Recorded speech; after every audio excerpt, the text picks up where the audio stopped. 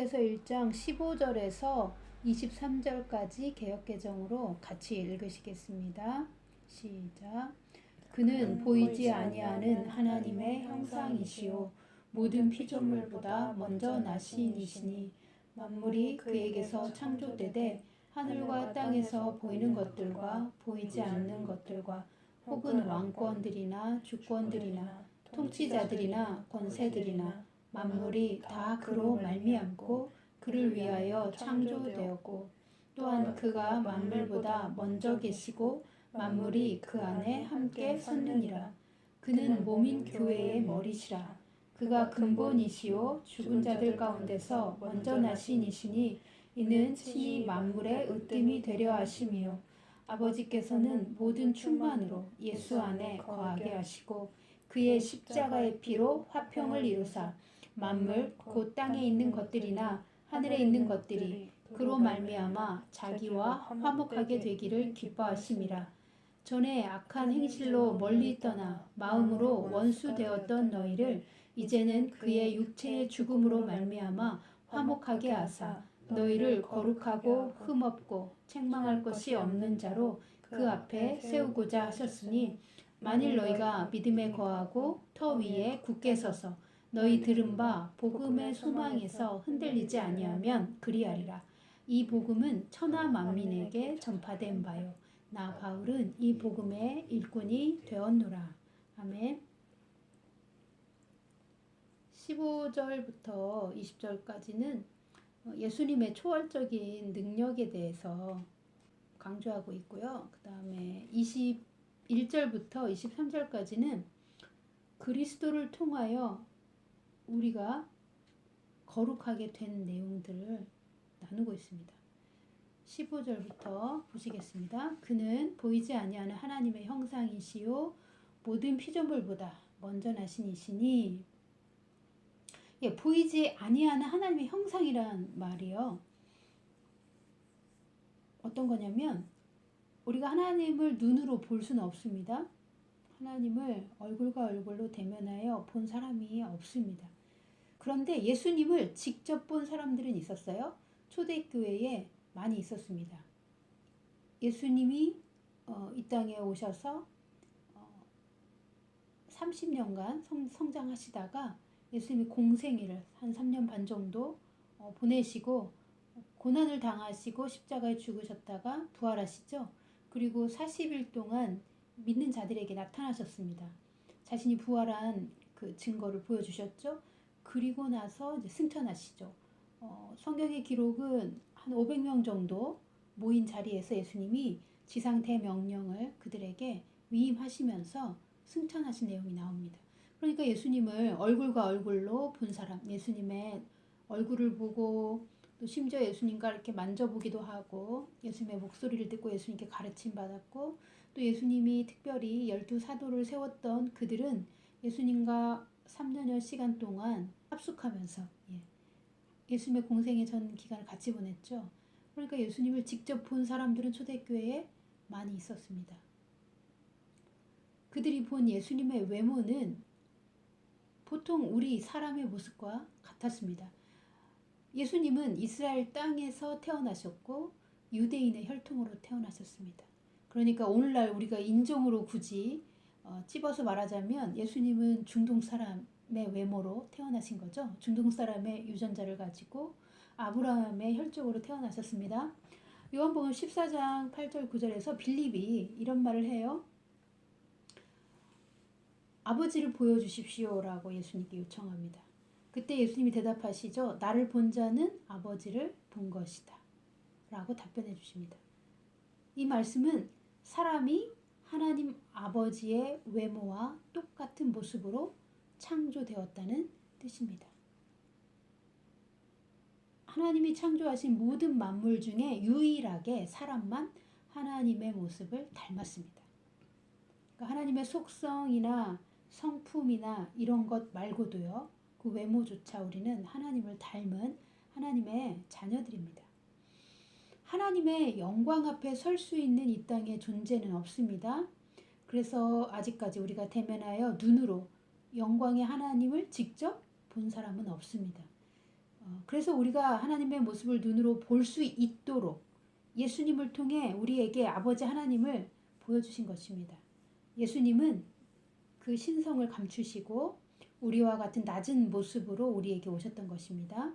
우리 눈으로 볼 수 없는 하나님 아버지를 눈으로 직접 볼 수 있도록 예수님을 이 땅에 보내주셔서 우리가 하나님의 자녀이며 우리의 모습이 하나님을 닮았으며 우리가 하나님의 소생인 것, 하나님으로부터 온 존재인 것을 증명해 주셨습니다. 그래서 예수님은 하나님의 신성한 초상화와 같습니다. 그리고 하나님의 창조물 중에서 첫 번째로 태어난 상속자이십니다. 예수님이 첫 번째 상속자가 되어주셔서 우리도 예수님과 동등한 상속자가 되었습니다. 그래서 15절이 이렇게 말하는 것이죠. 그는 보이지 아니하는 하나님의 형상이시요 모든 피조물보다 먼저 나신 이시니 라고 말합니다. 이어서 보시겠습니다. 16절 만물이 그에게서 창조되되 여기서 그에게서는 예수님을 말하는 거예요. 만물이 예수님에게서 창조되었습니다.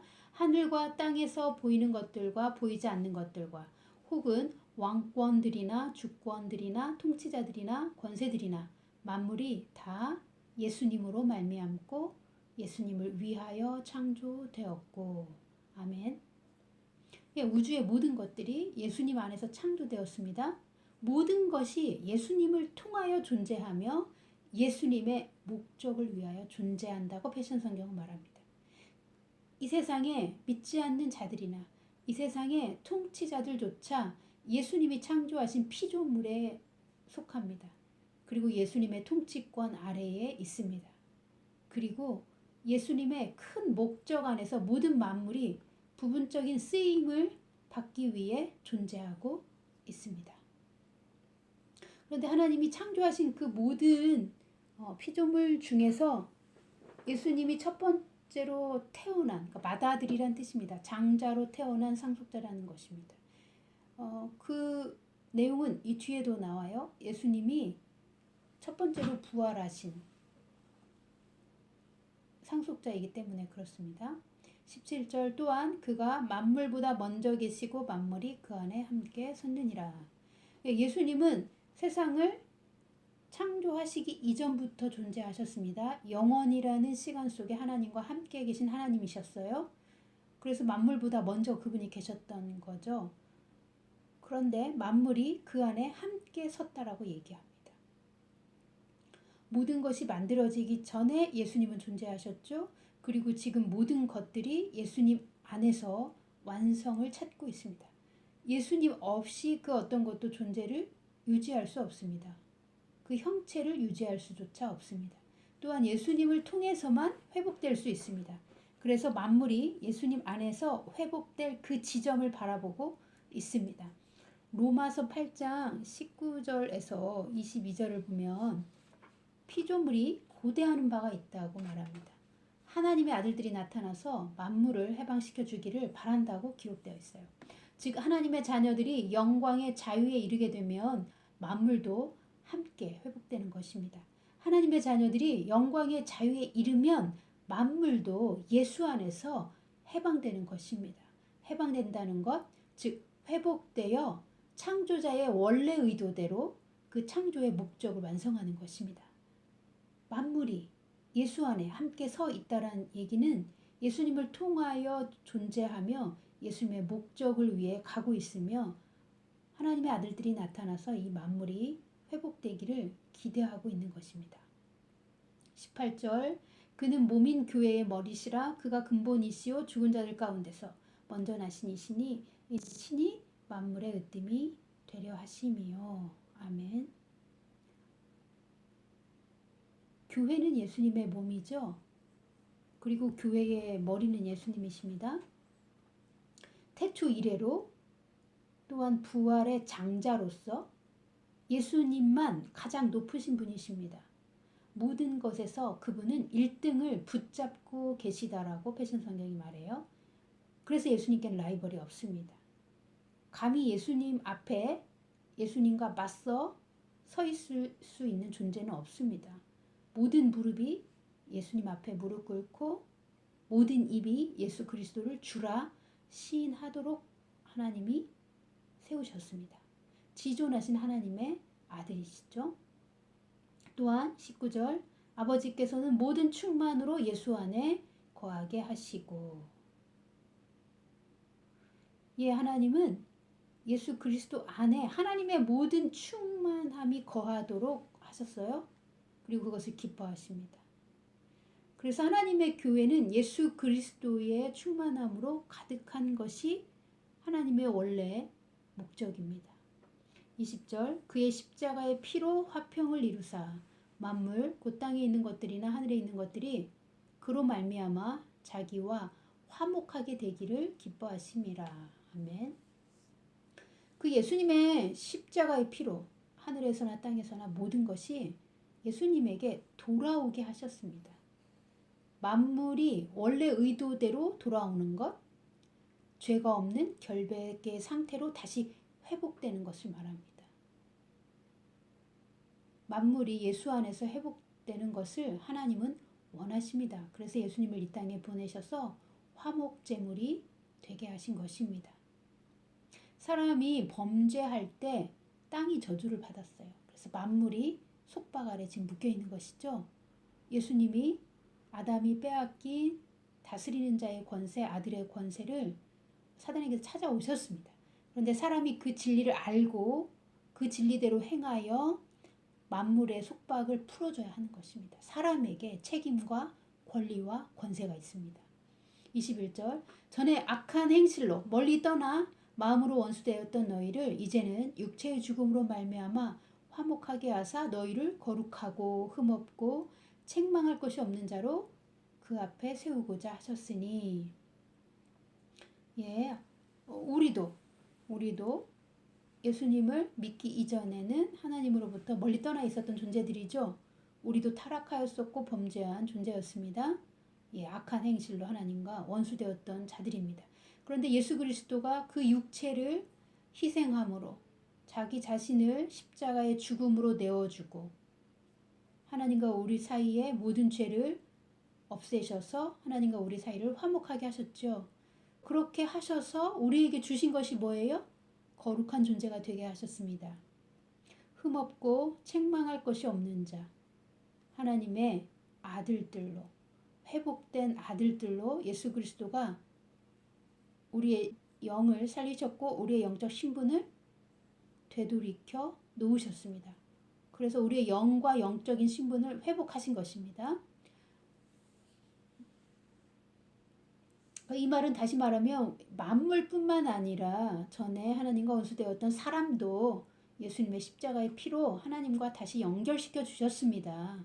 우리 악한 행위들로 인한 그 죄값으로 예수님은 자기 몸을 희생하셔서 결국 우리에게 하나님 나라의 평화를 풀어놓아 주셨습니다. 우리가 예수님의 임재 안에 살도록 하나님의 초월적인 평화를 우리에게 주신 것입니다. 패션 성경은 그렇게 말합니다. 우리가 하나님의 임재 안에 살도록 하나님 나라의 초월적인 평화를 주셨다고 말합니다. 그래서 지금은 하나님과 우리 사이에 아무 죄도 없고 하나님이 우리를 보실 때 우리 존재를 거룩하게 보십니다. 의롭게 보십니다.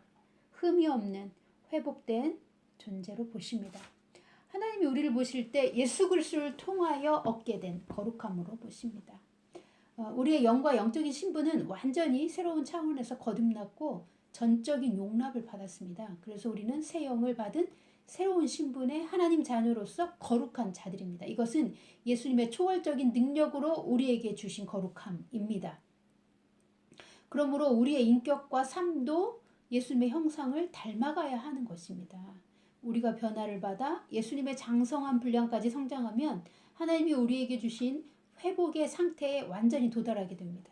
영이 회복되었으니 이제는 우리가 혼과 육체도 회복시켜야 하는 것이죠. 매일 주님의 임재와 평안 속에서 계시의 말씀을 듣고 예수님의 폭발적인 능력으로 우리에게 채워지도록 그 초자연적인 힘과 능력으로 우리가 매일 공급받아서 매일 새로워지는 것이 그리스도인의 삶입니다. 예수님과 연결된 우리의 영 안에 하늘로부터 초자연의 계시와 능력을 예수님께서 매일 부어주시기를 기뻐하십니다. 우리는 하나님 나라에서 모든 것을 받을 수 있는 자가 되었습니다. 23절 만일 너희가 믿음에 거하고 터 위에 굳게 서서 너희 들은 바 복음의 소망에서 흔들리지 아니하면 그리하리라. 믿음에 거하고 터 위에 굳게 서서 복음의 소망에서 흔들리지 아니하면 그리하리라. 하나님 앞에 흠 없고 거룩한 존재로 세우시려고 예수님을 넣어주셨다. 근데 우리가 하나님 앞에 흠 없고 책망할 것이 없는 거룩한 자로 세워지는 것, 그러니까 완성되는 것, 그것이 복음의 소망에서 우리가 흔들리지 않고 믿음에 거하고 터 위에 굳게 서면 그렇게 된다는 말입니다. 이 복음은 천하 만민에게 전파된 바요 나 바울은 이 복음의 일꾼이 되었노라. 아멘. 만약 여러분이 진실로 믿음 안에서 발전하기를 지속한다면, 그러니까 우리의 믿음이 계속 성장하기를 선택하고 내 믿음을 계속 훈련시킨다면 굳건한 기초를 확실히 하십시오. 여러분이 가진 믿음 안에 있는 복음의 소망으로 결코 요동하지 마십시오. 그러니까 우리가 흔들리지 않는 믿음을 가지고 굳건하게 서 있는다는 것은 복음의 소망을 붙잡고 있는 것입니다. 너희가 믿음에 거하고, 그러니까 믿음으로 살고 터 위에 굳게 서서라고 개역개정이 말하고 있죠. 성도의 터는 사도와 선지자들이 증언한 예수 그리스도의 그 복음 안에 있는 진리입니다. 성도의 뿌리가 깊이 박혀 있어야 하는 그 기초는 예수 그리스도의 사랑입니다. 우리가 예수 그리스도의 사랑 안에 뿌리가 박히고 사도와 선지자들이 증언하여 준 그 복음의 진리를 믿는 것, 이게 믿음에 거하고 터 위에 굳게 서는 삶입니다. 예수님의 사랑 안에 뿌리가 박히고 그분의 말씀에 터를 닫고 그 위에 믿음을 건설해 가는 것이 성도의 삶입니다. 반석 위에 집을 지으며 완성을 향해 나아갈 때 우리는 항상 반드시 믿음의 선한 싸움을 싸워서 우리의 믿음이 성장하게 해야 합니다. 우리의 믿음은 훈련으로 성장됩니다. 우리의 믿음이 성장하고 발전함에 따라 예수님과 완전히 하나로 연합되는 지점, 즉 장성한 분량에 이르게 됩니다. 예수님을 닮은 예수님의 신부의 모습으로 준비되는 것입니다. 우리가 예수님의 형상으로 변화되는 것이 성도의 믿음의 여정의 목적지입니다. 우리가 하나님의 무한하신 그 영광의 빛을 받고 그분의 은총으로 말미암아 초월적인 능력으로 변화될 것을 믿는 것이 바로 복음의 소망입니다. 우리가 믿는 복음은 어떤 복음이고 우리는 어떤 복음의 소망을 가지고 있습니까? 예수님이 우리를 위해 이루어 놓으신 십자가의 복음이 오늘 우리에게 어떤 효력이 있습니까? 하나님은 예수님을 통하여 믿는 자에게 어떤 권세와 능력을 주셨습니까? 그리스도 안에서 우리는 과연 누구입니까? 예수께서 이 땅에 오셔서 우리에게 전파하신 하나님 나라의 복음은 무엇입니까? 이 복음은 나의 삶의 실제입니까? 새번역 성경 이사야 61장 1, 2절은 이렇게 예언했습니다. 주님께서 나에게 기름을 부으시니 주 하나님의 영이 나에게 임하셨다. 주님께서 나를 보내셔서 가난한 사람들에게 기쁜 소식을 전하고 상한 마음을 싸매어주고 포로에게 자유를 선포하고 갇힌 사람에게 석방을 선언하고 주님의 은혜의 해와 우리 하나님의 보복의 날을 선언하고 모든 슬퍼하는 사람들을 위로하게 하셨다. 아멘. 이 이사야 61장 1, 2절의 내용이 누가복음 4장 21절에도 나옵니다. 예수께서 그들에게 말씀하셨다. 이 성경 말씀이 너희가 듣는 가운데서 오늘 이루어졌다. 이사야는 예수님이 오시면 이런 사역을 완성하실 것이다 라고 예언했는데 예수님이 오셔서 공생의 사역 초기 회당에서 읽으신 첫 번째 내용이 바로 이 이사야 61장의 내용입니다. 그리고 이어서 말씀하셨습니다. 오늘날 이 성경 말씀은 너희에게 이루어졌다 라고 말씀하셨죠. 복음은 우리를 자유하게 할 뿐만 아니라 우리도 예수님의 행하신 것처럼 우리도 다른 이들을 구원하여 자유하게 하는 일을 하게 합니다. 이것이 복음의 소망입니다. 구속의 보물을 가진 우리는 모든 죄로부터 자유합니다. 우리는 의의 종이며 죄를 다스릴 능력을 가지고 있습니다. 우리는 창조주 하나님의 자녀로서 아들의 권세를 가지고 있으며 예수 이름을 사용할 권세도 받았습니다. 또한 예수님을 따르는 자들은 성령의 기름 부으심을 받았고 어둠의 일을 멸할 능력을 받았습니다. 우리는 예수님과 함께 강한 자를 결박하고 그 전리품을 함께 나누는 자입니다. 그래서 예수님은 12제자를 부르시고 세우셔서 그 12제자를 가르치시고 그들에게 지상 대명령을 명령하셨습니다. 그들을 예수님의 제자로 파송하셨고 예수님의 권세를 위임해 주셨습니다. 마태복음 28장에 보면 19절 20절에 이런 내용이 나옵니다. 나는 하늘과 땅의 모든 권세를 받았다. 그러므로 내가 하늘과 땅의 모든 권세를 받았으므로 너희는 가서 모든 민족을 제자로 삼아 아버지와 아들과 성령의 이름으로 세례를 주고 내가 너희에게 명령한 모든 것을 그들에게 가르쳐 지키게 하여라. 보아라, 내가 세상 끝날까지 항상 너희와 함께 있을 것이다. 예수님이 제자들에게 예수님의 권세를 위임해 주시며 가서 복음을 전하는 자의 삶을 살도록 말씀하시죠. 우리가 이것을 지상 대명령이라고 말합니다. 그러면서 예수님이 내가 세상 끝날까지 항상 너희와 함께 있겠다라고 약속하셨습니다. 우리가 예수님과 동등한 의의 상속자로서 하나님의 자녀의 권세를 가지고 있습니다.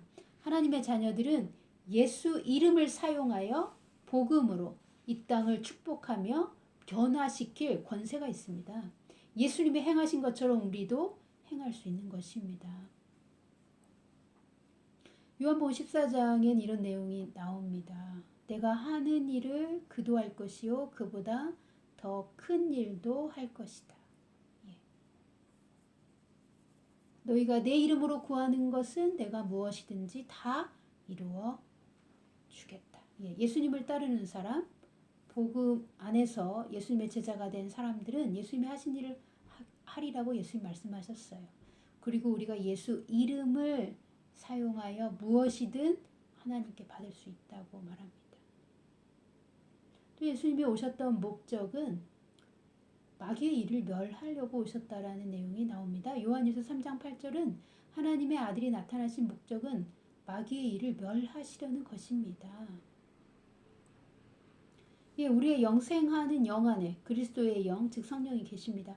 그래서 우리는 예수님과 함께 무엇이나 행할 수 있습니다. 우리는 말씀을 믿고 성령께 순복하면 모든 것을 이루시는 분은 하나님이십니다. 이사야 53장 12절은 이렇게 말합니다. 그러므로 나는 그가 존귀한 자들과 함께 자기 몫을 차지하게 하며 강한 자들과 함께 전리품을 나누게 하겠다. 예수님이 우리와 함께 탈취물을 나누시는 분이에요. 그런데 이사야서는 우리를 강한 자들이라고 표현합니다. 예수 이름으로 복음을 전하는 사람, 예수 이름으로 그 복음의 소망을 끝까지 붙들고 승리하는 사람, 강한 자들이죠. 우리를 강한 자로 세우시기 위해 예수님은 죽기까지 자기 영혼을 서슴없이 내맡기고 죄인처럼 죽는 것을 마다하지 않으셨습니다. 그가 많은 사람의 죄를 대신 짊어지시고 죄 지은 사람들을 살리시려고 중재의 제물이 되신 것이죠.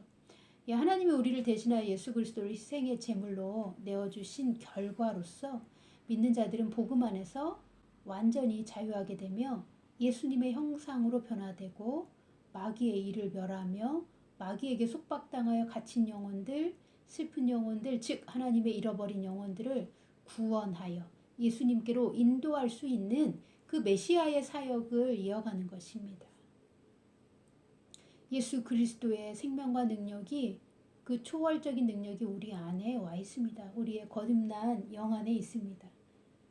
우리는 거룩한 자들입니다. 우리는 하나님의 아들들입니다. 우리는 영만 구원받고 나중에 천국 가는 존재가 아니라 이 땅에서 예수님과 동행하여 우리의 부르심을 성취하고 우리에게 주신 유업을 다 받으며 내가 복음으로 인하여 받은 복을 세상에 나눠주는 자로 사는 것입니다. 이 땅에서 복을 받고 하늘에서 상을 받는 영광의 아들로서 그 자질을 갖추어 가는 것이 믿음의 훈련입니다. 복음의 소망에 흔들리지 않으면 우리의 믿음은 예수님의 수준까지 성장하고 발전하게 될 것입니다. 복음의 소망은 무엇입니까? 우리에게 있는 그 영생과 성령의 능력으로 말미암아 우리가 예수님처럼 변화되는 것이고 예수님의 사역을 우리가 감당하게 될 것을 믿는 것입니다. 우리가 주님께 순종하면 이 모든 과정을 주님이 친히 인도하여 주시며 함께하여 주셔서 반드시 승리 안에서 성공하게 하여 주십니다.